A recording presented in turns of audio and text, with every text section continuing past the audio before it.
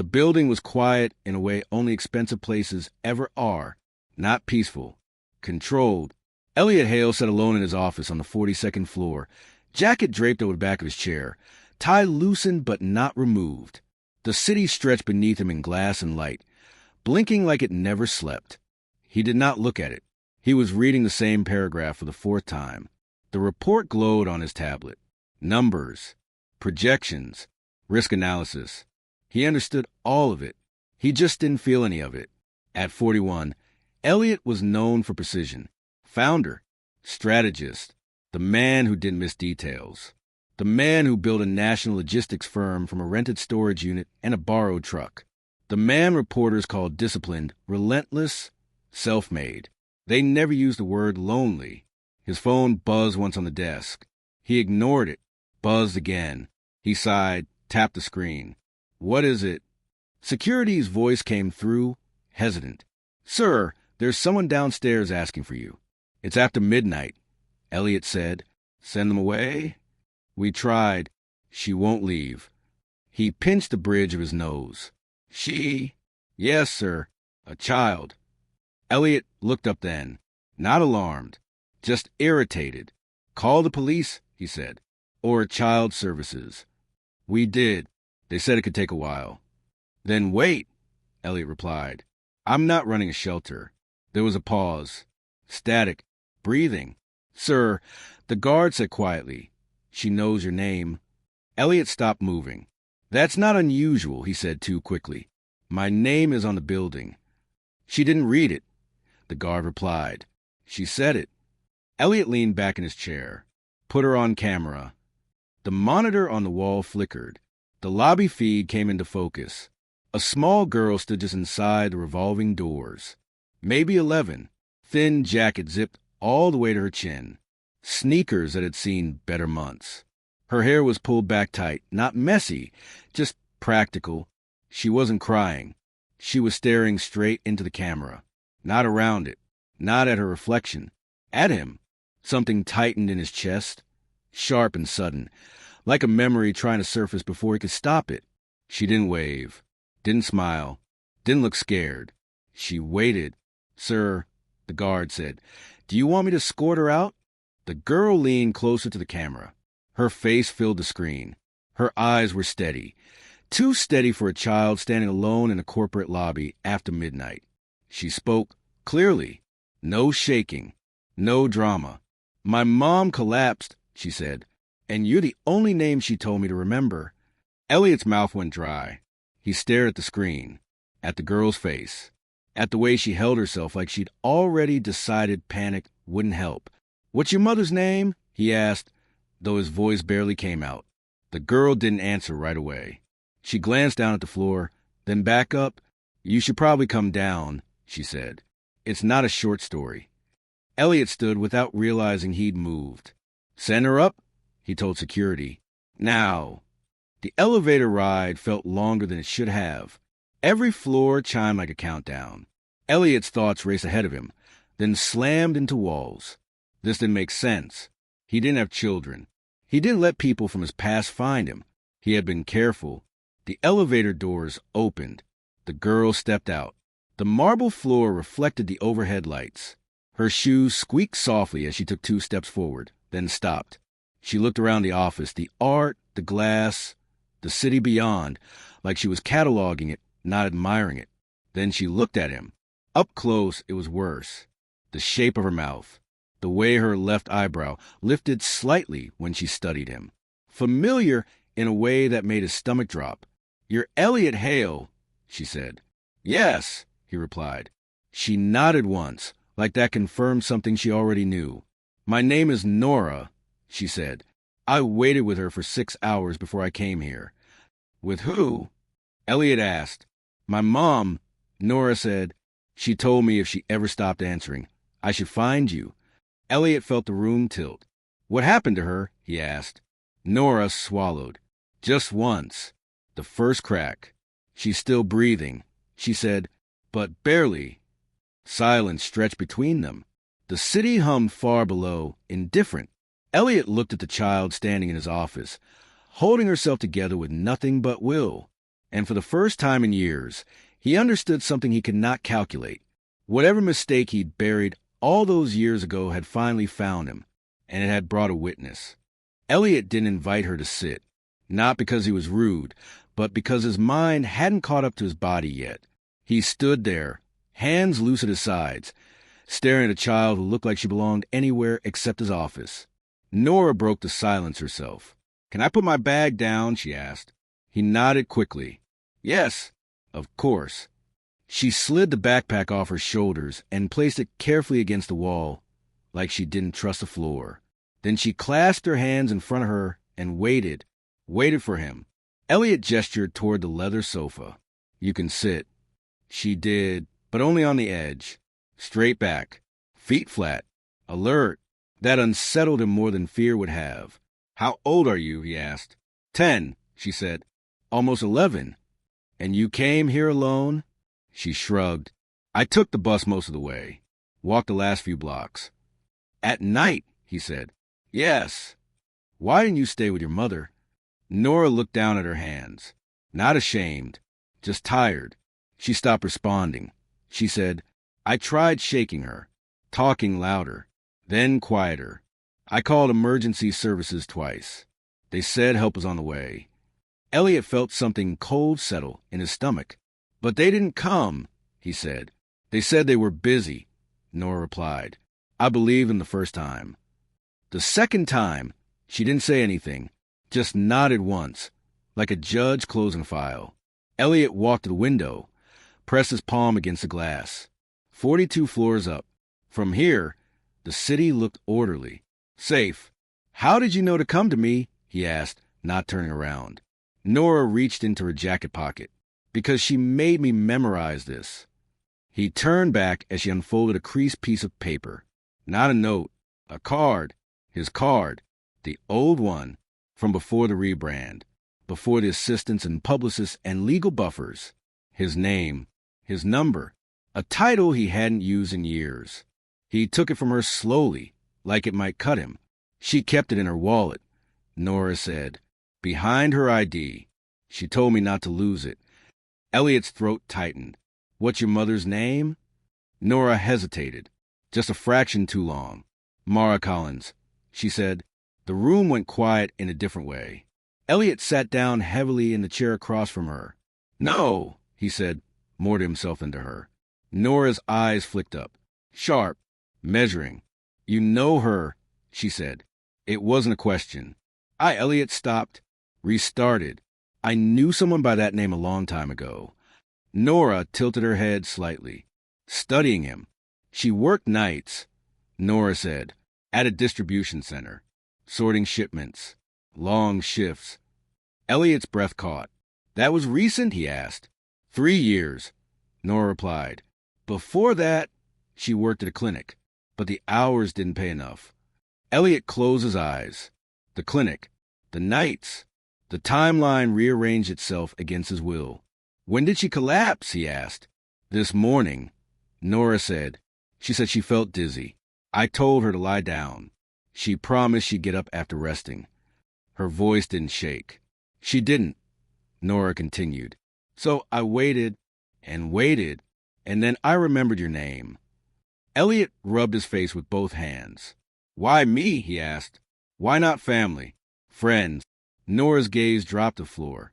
"She doesn't talk to her family anymore," she said, "and her friends are all tired like her." Elliot looked at the child sitting across from him, carrying far more than she should. "What did your mother tell you about me?" he asked quietly. Nora thought for a moment. She said, "You were someone who made a choice," she said, "and that you regretted it." Elliot's chest tightened. "She said if I ever needed help, and she couldn't speak for herself, I should come here," Nora added, "because you'd understand what it means to be too late." Silence swallowed the room. Elliot stood abruptly. "We need to go," he said. Nora looked up. "Where?" "To your mother," he replied. "Right now." She didn't smile, didn't relax. She only asked, "You're not sending me away?" He grabbed his jacket. "No. Are you doing this because you feel guilty?" she asked. The question landed clean. No accusation, just curiosity. Elliot paused. Yes, he said honestly. And because I should have answered the phone years ago. Nora studied him for a long moment. Okay, she said. Just don't pretend this fixes everything. Elliot met her eyes. I won't, he said, as they stepped into the elevator together. Nora pressed a button for the ground floor herself. Mr. Hale, she said quietly as the door slid shut. Yes. If she wakes up, Nora said, staring at the numbers dropping, you should be ready for her to be angry. Elliot swallowed. And if she doesn't, he asked. Nora finally looked afraid. Then, she said, you'll have to decide if you're the kind of person who stays anyway. The elevator descended, and Elliot realized this wasn't about the past finding him. It was about whether he would run again when the cost became real. The car moved through the city without urgency, which somehow made everything worse. Red lights, empty crosswalks, a delivery truck idling too long at a corner, normal things continuing as if nothing was wrong. Nora sat in the back seat, seatbelt perfectly straight across her chest, hands folded over her knees. She watched the streets like she was memorizing escape routes. Elliot sat beside her, his phone dark his hand. He'd turned it off without thinking. For the first time in years, no one could reach him. How far? He asked. 25 minutes, Nora said. Traffic makes it longer during the day. Does your mom drive? She sold the car last winter, Nora replied. Insurance cost too much. Elliot nodded, jaw tight. The city thinned as they drove. Offices gave way to warehouses. Warehouses gave way to older apartment blocks. The street lights grew farther apart. Some didn't work at all. Nora pointed out the window. That one, she said, with the green awning. The driver pulled over. The building looked tired. Brick chipped at the corners. Windows patched with cardboard and plastic. A single porch light flickered, like it couldn't decide whether to stay on. Elliot stepped out of the car and felt the cold bite his face. Not sharp, just enough to remind you the night was real. This is it, he asked. Nora nodded. They climbed the stairs. Second floor. Third. The railing wobbled slightly when Elliot touched it. Nora stopped at a door with peeling paint. 3F. She reached into her backpack, pulled out a key on a thin string, and hesitated. She's on the couch, Nora said. I tried not to move her. You did the right thing, Elliot replied, though he wasn't sure. She unlocked the door. The apartment was small but careful. Shoes lined by the wall. Dishes clean in the rack. A calendar taped crookedly near the kitchen with shifts written in blue ink. Night, night, night. And on the couch, under a thin blanket, lay Mara Collins. Elliot recognized her instantly. Older, thinner, lines around her eyes that hadn't been there before. But it was her, the woman who once sat across from him at a diner at 2 a.m, laughing quietly because they were too tired to laugh loudly. The woman who believed in rest, in pauses, in choosing people over plans. He hadn't chosen her. Nora moved first, kneeling beside the couch. Mom, she said softly, I'm back. Mara didn't respond. Elliot crouched, careful, like sudden movement might break something. He placed 2 fingers against her wrist. A pulse. Weak. Irregular. She's alive, he said. I know, Nora replied. She's been like that all day. Elliot's chest tightened. You said you called for help.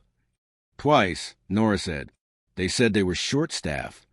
Elliot stood and pulled out his phone, turned it back on, dialed emergency services himself.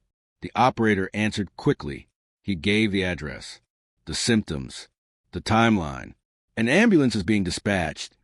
The voice said, Stay on the line. Elliot ended the call and turned to Nora. They're coming, he said.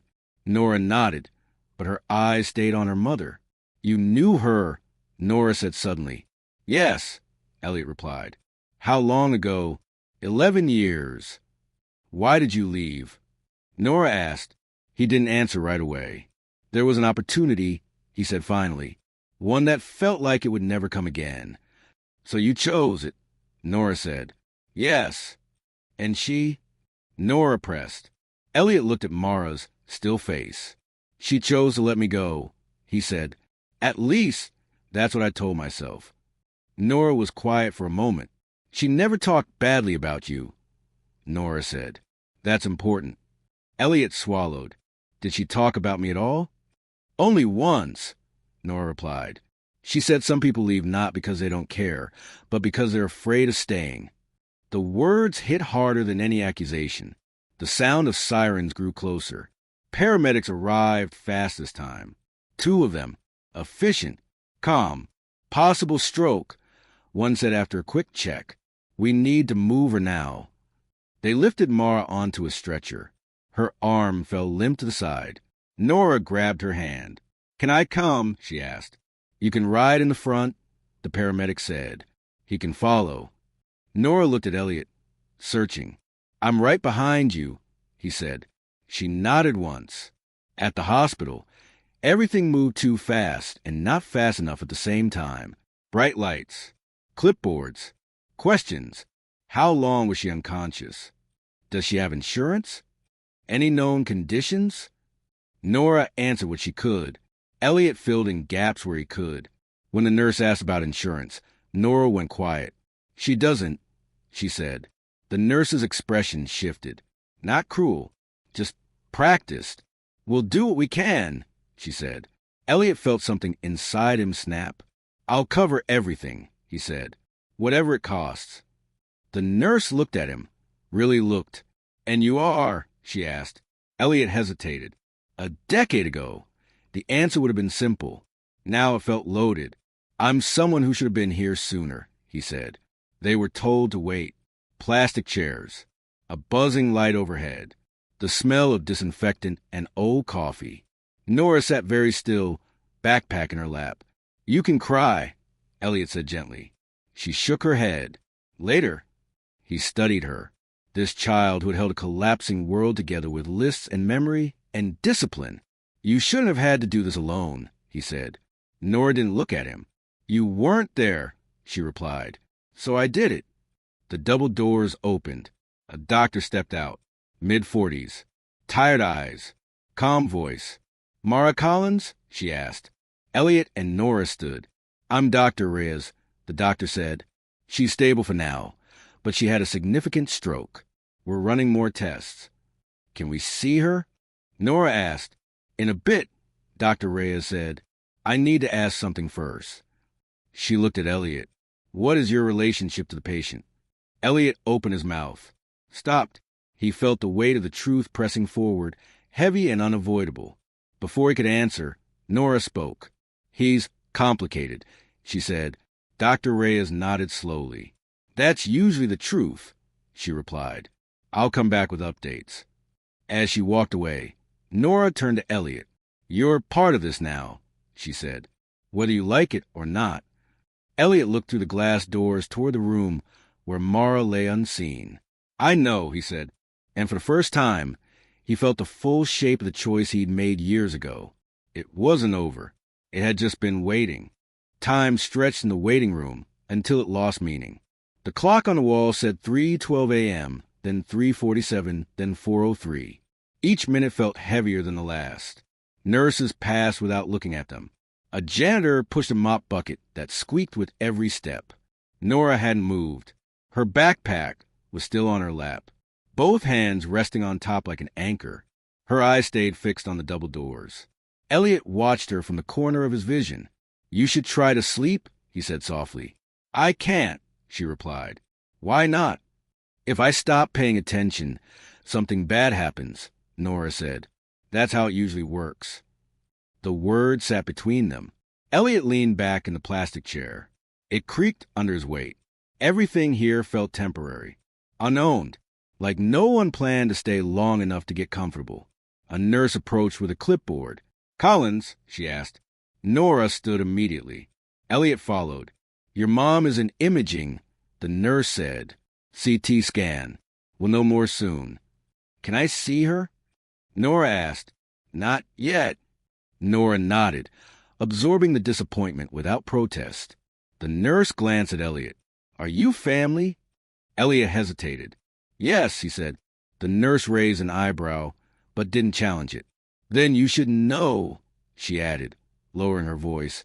"We're very busy tonight. Response times have been delayed. Nora's jaw tightened. She waited all day. Nora said quietly, I called twice. The nurse's face softened. Just a little. I'm sorry, she said. We do the best we can. When she walked away, Nora sat back down. That's what they always say, she murmured. Elliot looked at her. What do you mean? At school, Nora said, when kids don't have lunch money, or when the heat doesn't work in winter, or when teachers quit halfway through the year. She shrugged slightly. They say they're doing the best they can. Elliot felt heat rise behind his eyes. Your mom shouldn't have had to work nights, he said. She didn't want to, Nora replied. She wanted to rest. Elliot waited. She used to talk about rest like it was a place. Nora continued. Like somewhere you could go if you earned it. She said people like us don't get there unless we're careful. And was she? Elliot asked. Nora looked down at her hands. No, she said. She was tired all the time. The door swung open again. Dr. Reyes returned, holding a tablet. Nora stood before the doctor could speak. Is she awake? She asked. Dr. Reyes shook her head. Not yet. Nora's shoulders fell slightly. The stroke affected her right side. Dr. Reyes continued. There's swelling. We're treating it. But the next 24 hours are critical. Is she going to die? Nora asked. The question was blunt, unprotected. Dr. Reyes paused. I don't know, she said honestly. She's strong, but her body has been under a lot of strain. What kind of strain? Nora asked. Dr. Reyes glanced at Elliot, then back at Nora. Long hours, she said. High stress, untreated blood pressure, delayed care. Nora nodded like she already knew. When can I see her? She asked. Soon, Dr. Reyes said. But I need to ask something important first. She turned to Elliot. You offered to cover costs, Dr. Reyes said. I need to understand why. Elliot didn't look away this time. Because the system failed her, he said, and I was part of that system. Dr. Reyes studied him. How? She worked for one of my companies, Elliot admitted. Night distribution. Nora turned sharply. What? She said. Elliot's chest tightened. I didn't know it was her. I didn't know it was this bad. Nora stared at him, not angry, processing.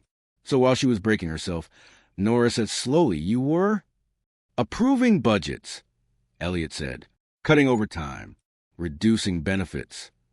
Silence fell. Dr. Reyes crossed her arms. You understand how this sounds. Yes, Elliot said. That's why I'm still here. Nora stood up from her chair.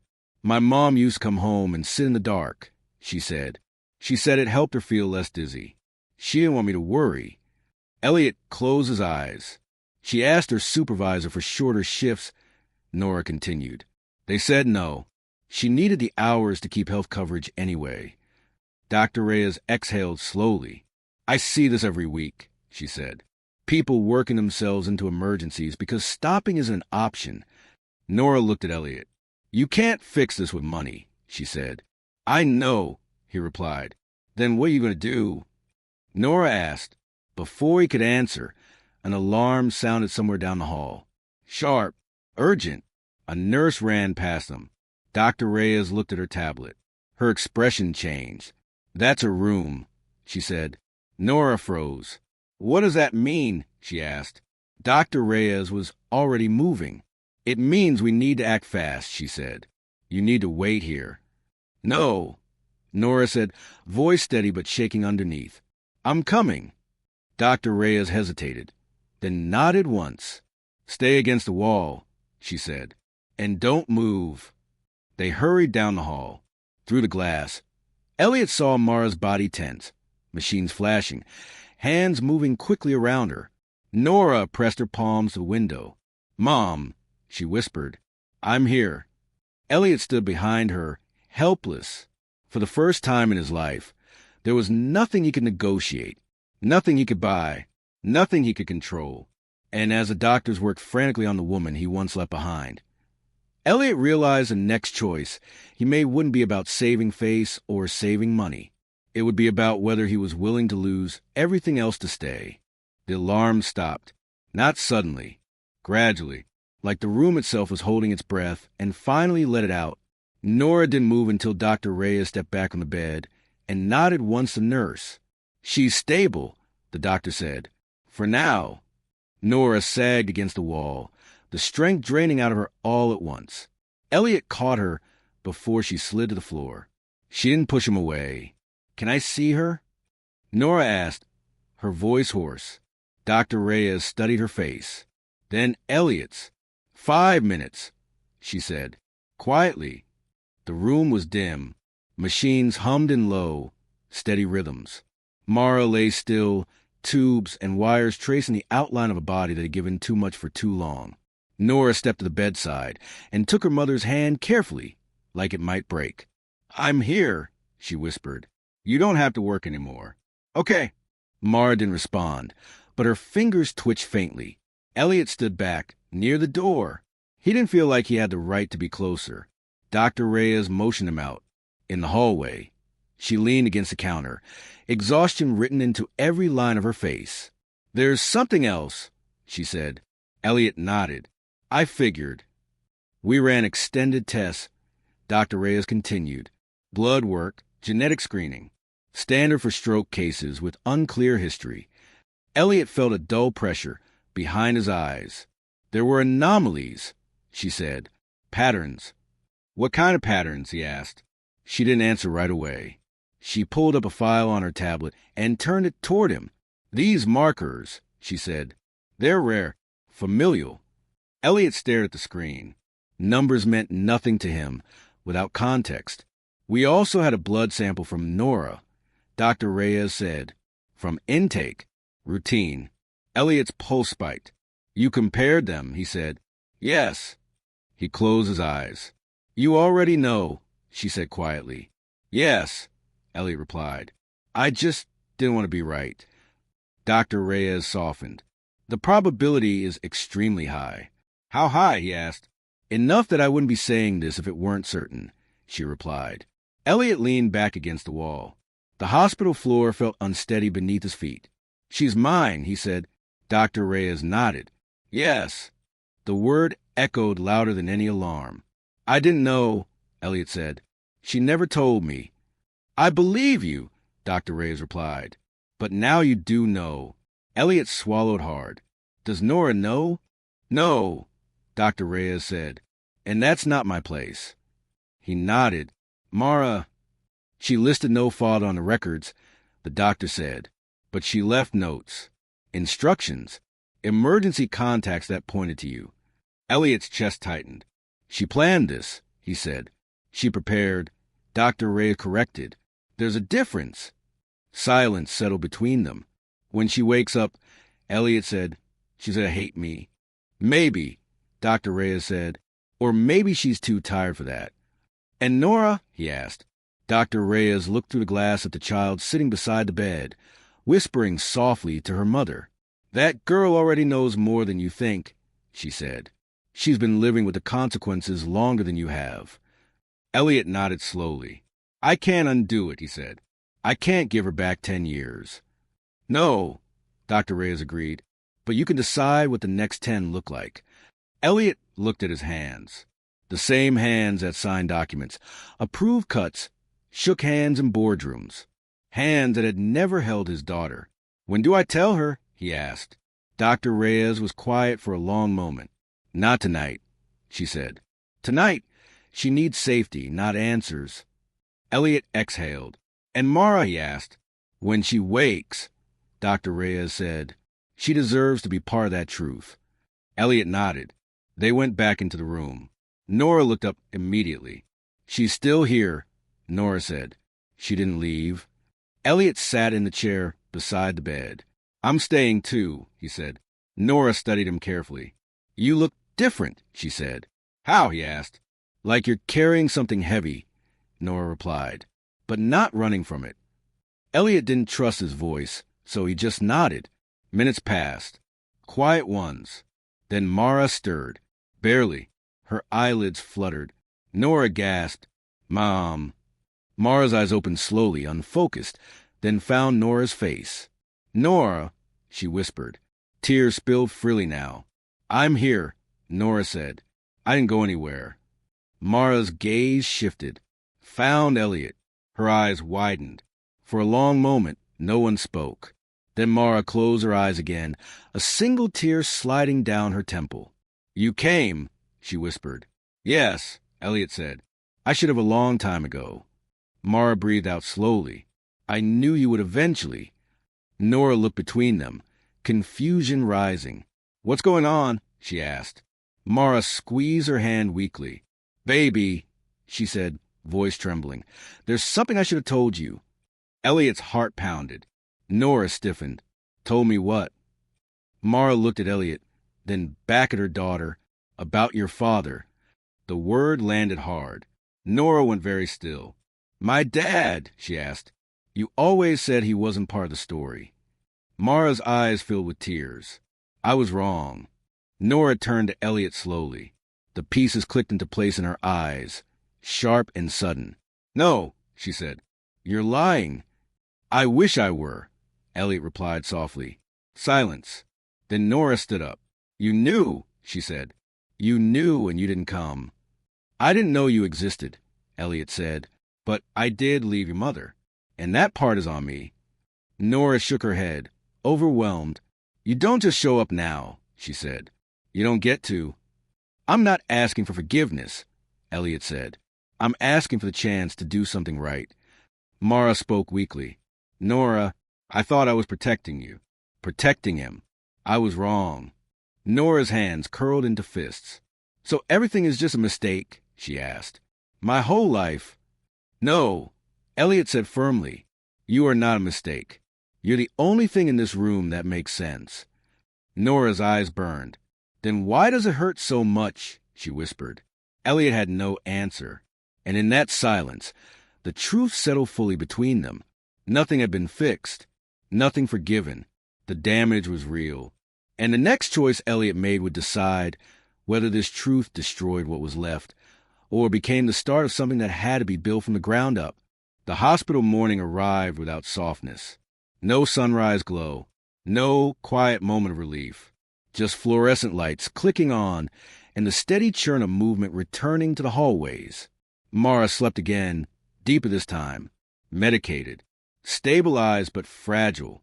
Nora sat in the chair beside the bed, knees drawn up, staring at nothing. Elliot stood by the window, phone vibrating silently in his hand. He hadn't checked it since the night before. Now he did. Missed calls stacked like warnings. Board members. Investors. His chief operations officer. A reporter he recognized by name. He slipped the phone back into his pocket. Nora noticed. "You're avoiding something," she said. "Yes," Elliot replied. "Is it important?" "It used to be," he said. She looked at him then. Really looked. "You're choosing," Nora said. He nodded. "Yes." Nora turned back to her mother. "Good. Just don't pretend this is easy." "It isn't," Elliot said. "And it's about to get worse." As if summoned by the words, a woman in a gray blazer appeared in the doorway. Early 40s. Sharp eyes. Controlled expression. "Elliot," she said quietly. "We need to talk." He closed his eyes for a moment, then nodded. "Stay here," he told Nora. She didn't answer, but she didn't argue either. In the hallway, the woman folded her arms. "I'm Dana," she said. "Your board sent me." "I assumed," Elliot replied. "They know where you are," Dana continued. "And who you're with." "Let me guess," Elliot said. "They're concerned." "They're furious," she corrected. "This isn't a charity visit.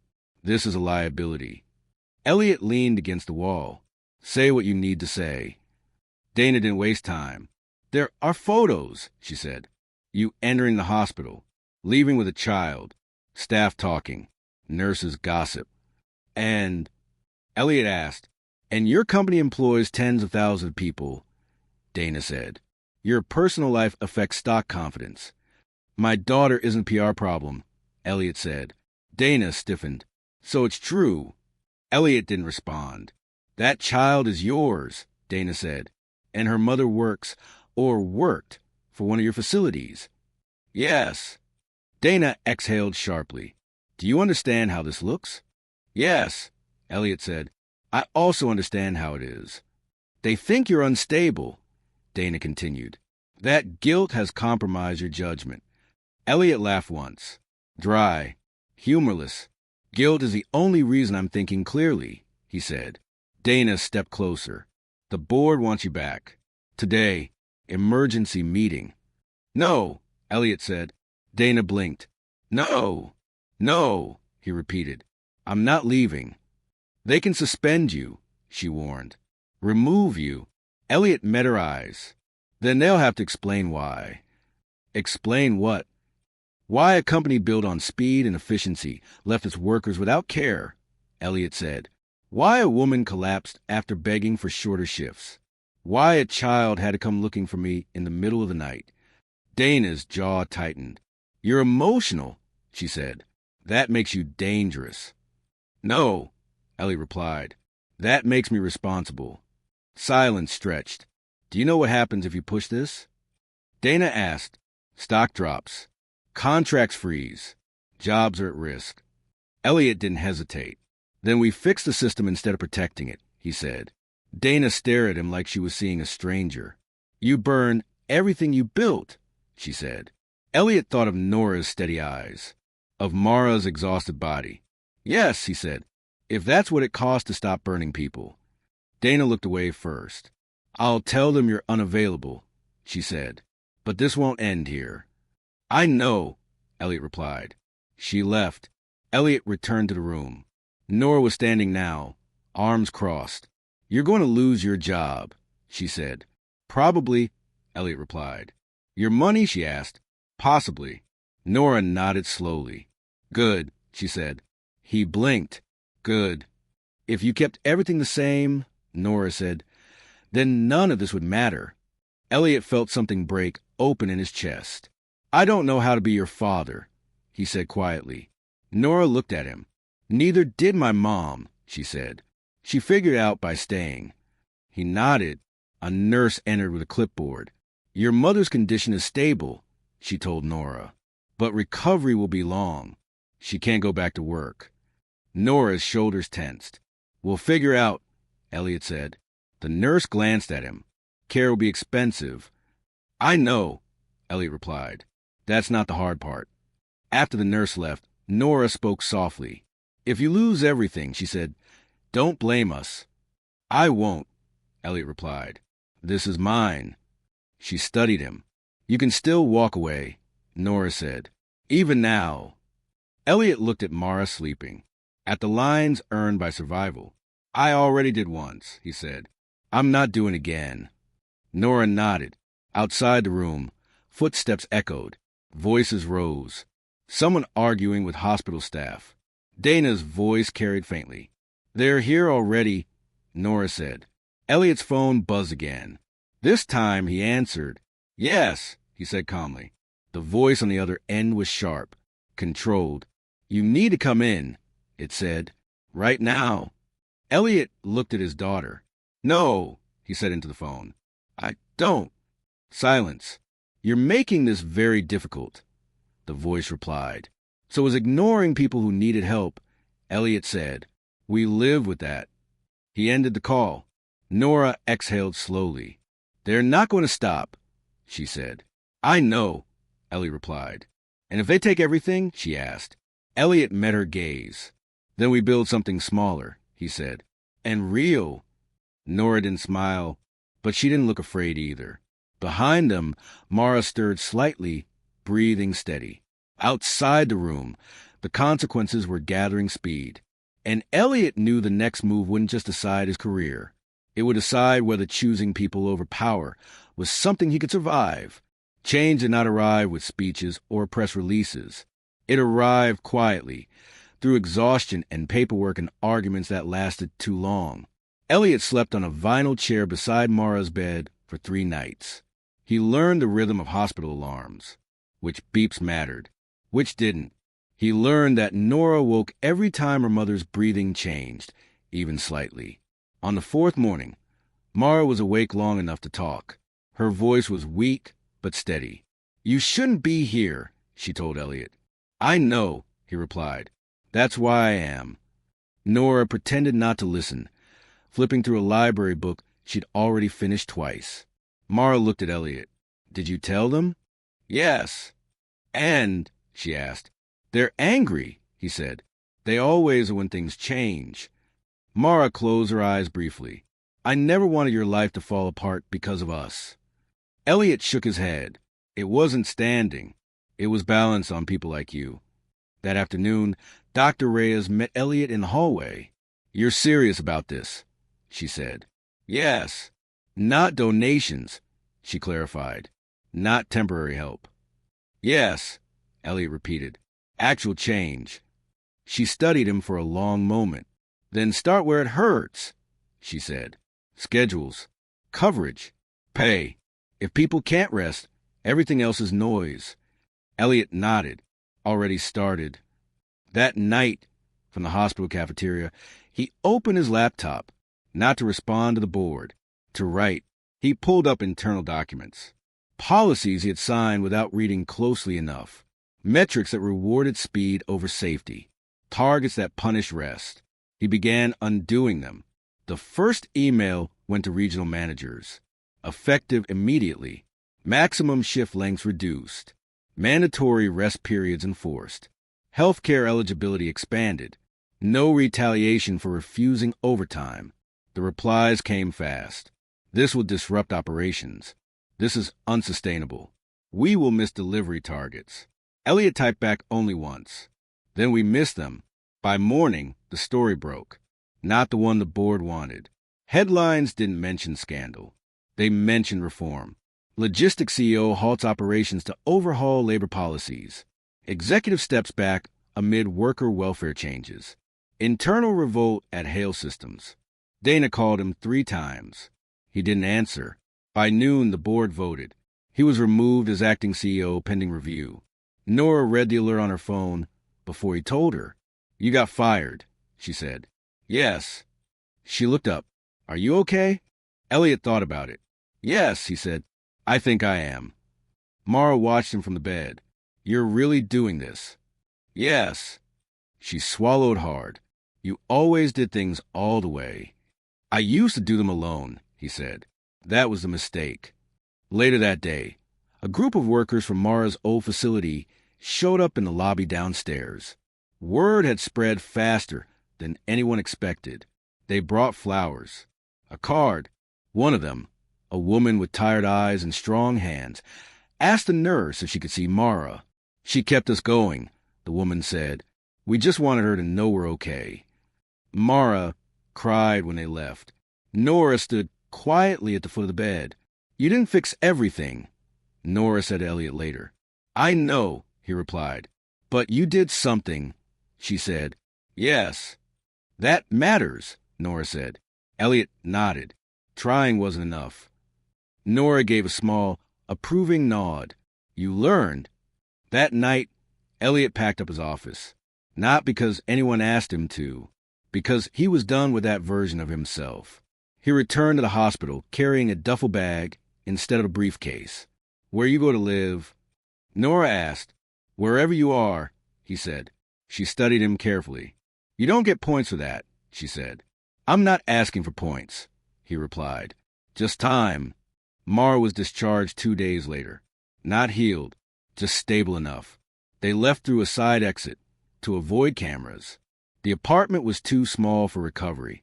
Too many stairs. Elliot had arranged something modest. Not a penthouse. Not a statement. A quiet rental near the hospital. 1 floor. Sunlight. Silence. Nora walked through it slowly, checking corners, windows, exits. "This will work," she said. Mara sat on the couch, exhausted but present. "This feels unreal," she whispered. "It's temporary," Elliot said. "Until you're stronger." "And after?" Mara asked. Elliot didn't answer right away. Before he could, his phone buzzed. Unknown number. He answered. "Mr. Hale," a calm voice said. "This is the Department of Labor." Elliot's chest tightened. "We'd like to speak with you about your former company," the voice continued. "There are allegations and opportunities." "Opportunity for what?" Elliot asked. "Testimony," the voice replied. "Change. Accountability."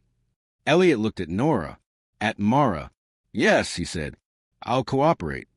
He ended the call. Nora raised an eyebrow. "More trouble?" "Yes," he said. "The kind that lasts." She nodded slowly. "Good," she said. That night, as Mara slept and Nora wrote quietly in her notebook, Elliot sat alone at the kitchen table. No assistance, no board, no protection, just consequences, and the knowledge that the hardest part wasn't losing power. It was what came next, because fixing systems meant facing everything he'd helped break. And tomorrow, the world would ask how far he was really willing to go. The mornings came differently after that. Not rushed, not loud. No calendar alerts slicing the day into obligations. Just light through the window. Kettles heating slowly. Nora counting pills into a small organizer with careful focus, while Mara watched from the couch. Wrapped in a blanket that still smelled like the hospital, Elliot learned the sound of ordinary life again. The refrigerator opening. Footsteps in socks. The soft frustration of a pen that won't write. He learned that recovery was not dramatic. It was dull and exhausting and full of setbacks no one posted about. Some days Mara could walk to the window. Some days she couldn't. Some days Nora talked too much. Some days she didn't talk at all. Elliot stayed for all of it, not because it earned forgiveness, not because it fixed the past. Because leaving was no longer an option, he allowed himself. The investigation moved slowly. Interviews, documents, long silences where no one told him what would happen next. Former colleagues stopped calling. A few sent messages they never meant to send. Some apologized. Most didn't. Money tightened. Not dangerously, but noticeably. Elliot sold things he didn't need. He learned how expensive time actually was. Nora noticed everything. "You don't wear that watch anymore," she said one afternoon. "I sold it," he replied. "Did you like it?" "No," he said honestly. She nodded. "Good." Dr. Reyes visited once. Not as a doctor, just to check in. "She'll walk fully again," she told Mara. "But she'll never be the same." Mara smiled faintly. "None of us are." At night, when the apartment went quiet, Elliot sometimes sat alone on the floor. Not praying, not planning, just remembering. The choices, the silence, the years he convinced himself were necessary. He didn't try to forgive himself. He let the weight stay, because it reminded him why staying mattered. One evening, weeks later, Nora sat beside him on the couch. "You know," she said, "I don't think people change all at once." "I don't either," Elliot replied. "I think they change in small, boring ways," she continued, "like not leaving, or listening when it's uncomfortable." Elliot looked at her. "That's very specific." She shrugged. "I've had time to think." He nodded. Outside, a siren passed. Then another. The world kept breaking in familiar ways. Mara slept. Nora wrote in her notebook. Elliot washed dishes. Nothing was resolved.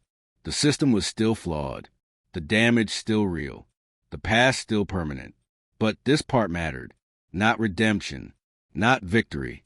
Presence. And sometimes that was the most honest ending a life could offer. Not fixed. Not healed.